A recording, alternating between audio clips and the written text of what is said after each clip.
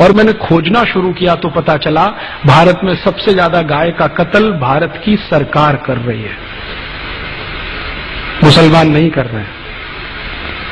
और इस देश में ऐसे कई मुस्लिम समाज हैं जिनको मैं जानता हूं जो गाय को वैसे ही पालते हैं जैसे आप पालते हैं।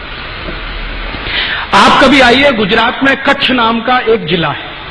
कच्छ जिले में एक नहीं सैकड़ों मुसलमान नहीं हजारों हैं जो गाय पालन करते हैं। गाय का दूध बेचते हैं, दूध में से दही बनाते हैं, दही से मक्खन निकालते हैं, मक्खन से घी बनाते हैं और बेचते हैं। आप राजस्थान में आइए, बीकानेर, जैसलमेर, बाड़मेर, ये तीनों जिलों में एक नहीं हजारों मुसलमान हैं जो गाय पालते हैं, गाय का दूध बेचते हैं, दूध में से मक्खन बनाते हैं, फिर घी बनाते हैं और धंधा करते हैं। राजस्थान का एक इलाका है अलवर, मेवात क्षेत्र कहते हैं। पूरा मेवात क्षेत्र जो है ना मुस्लिम समाज के भाइयों से डोमिनेटेड है। वहां एक नहीं सैकड़ों मुस्लिम भाई हैं जो गाय पालते हैं, गाय का दूध पीते हैं, गाय के दूध से दही बना के वैसा ही घी और बिजनेस करते हैं। मुसलमान गाय नहीं काटते। ये बहुत बड़ा भ्रम है जो हम हिंदुस्तानियों के बीच में फैलाया अंग्रेजों ने, और ये भ्रम फैलाया था अंग्रेजों की रानी ने, जिसको हम दुर्भाग्य से विक्टोरिया कहते रहे हैं। उसने एक चिट्ठी लिखा था 1894 में। अंग्रेजों का एक अधिकारी हिंदुस्तान में था, उसका नाम था लैंसडाउन, गवर्नर था इस देश में। उसको एक चिट्ठी लिखा, विक्टोरिया ने चिट्ठी लिखा कि देखो, हम भारत में जितने कत्ल खाने चलाते हैं उनमें सबसे ज्यादा गाय कटती है। ये भारत के हिंदुओं को पसंद नहीं है क्योंकि ये उनकी अधिष्ठात्री है, माने हम उसको पूजनीय मानते हैं, मातृ समान मानते हैं। हिंदुओं को पसंद नहीं है और वास्तव में मुसलमान भी नहीं पसंद करते गाय को मारना और उसको खाना। गाय तो हमारे लिए काटी जाती है, माने अंग्रेजों के लिए काटी जाती है। अब भारत में हिंदू और मुसलमान कभी एक हो गए और गाय बचाने में लग गए तो हमारी सरकार नहीं चलेगी भारत में। इसलिए तुम एक काम करो कि जितने कत्ल खाने चल रहे हैं गाय काटने के लिए, उनमें मुसलमानों की भर्ती कर दो और हिंदुओं को बताओ कि गाय देखो मुसलमान काट रहे हैं।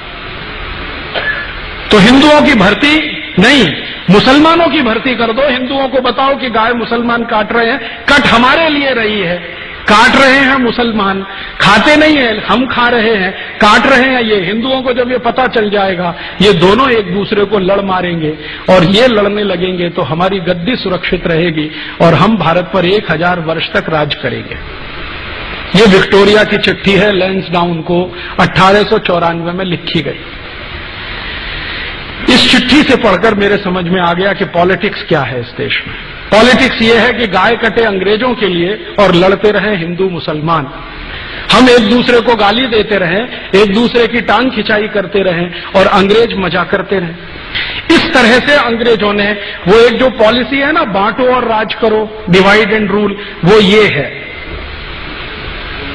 तो इस डिवाइड एंड रूल में हमको फंसाया, गाय को कटवाया और एक दो नहीं करोड़ों गाय को कटवाया इस देश में। एक कत्ल खाना जो कलकत्ता से शुरू हुआ, धीरे धीरे भारत के हर कैंट एरिया में फैल गया।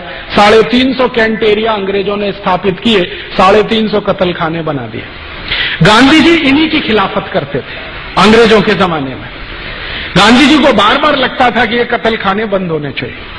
और गांधी जी के पहले एक और बहुत महान व्यक्ति हुए इस देश में जिनको बहुत पीड़ा होती थी इन कत्ल खानों के चलने से। उनका नाम था स्वामी दयानंद सरस्वती, जिन्होंने आर्य समाज की स्थापना की। उन्होंने तो अपने जीते जी एक फौज तैयार कर दिया गोरक्षा के लिए। स्वामी दयानंद सरस्वती ने एक संगठन बना दिया जिसका नाम आर्य समाज, आज तक जीवित है। 125 वर्ष पुराना संगठन है, कांग्रेस से भी पुराना संगठन। कांग्रेस जो राजनीतिक दल है ना, उससे पहले का ये आर्य समाज है। इसका एक ही काम था, गोरक्षा करना। और इस आर्य समाजी संगठन ने पूरे देश के नौजवानों को ऐसा चार्ज कर दिया था कि भारत के 7,32,000 गांवों में हर जगह गोरक्षा समिति बन गई थी। 1870 से ये शुरू हुआ और 1894 में आकर ये आंदोलन अपने सबसे उच्चतम शिखर पर था। और 94 में जब ये आंदोलन उच्चतम शिखर पर था तो भारत के हिंदू, मुसलमान, सिख, ईसाई, जैन, पारसी, बौद्ध सब मिलकर गोरक्षा में लगे हुए थे। और अंग्रेजों के सामने एक प्रश्न खड़ा कर दिया था कि एक भी गाय कटेगी तो अंग्रेजों की खैर नहीं। तो अंग्रेज घबरा गए थे। इसी घबराहट में रानी ने चिट्ठी लिखी थी 1894 में कि अगर इस आंदोलन को तोड़ना है, हिंदू मुसलमानों को लड़ाना है, तो तुम ये काम करो कि सारे कत्ल खानों में मुसलमानों की भर्ती करो और हिंदुओं को बताओ कि गाय ये काट रहे। और जब ये खबर अंग्रेजों ने फैलाई, उसके बाद इस देश में हिंदू मुसलमानों के दंगे शुरू हो गए। मैं आपको विनम्रतापूर्वक बताना चाहता हूं कि 1894 के पहले इस देश में एक भी हिंदू मुस्लिम दंगा नहीं हुआ। पहला हिंदू मुस्लिम दंगा 1894 दिसंबर में हुआ, रानी की इस चिट्ठी के बाद, और उसके बाद लाइन लग गई दंगों की। फिर क्या हुआ?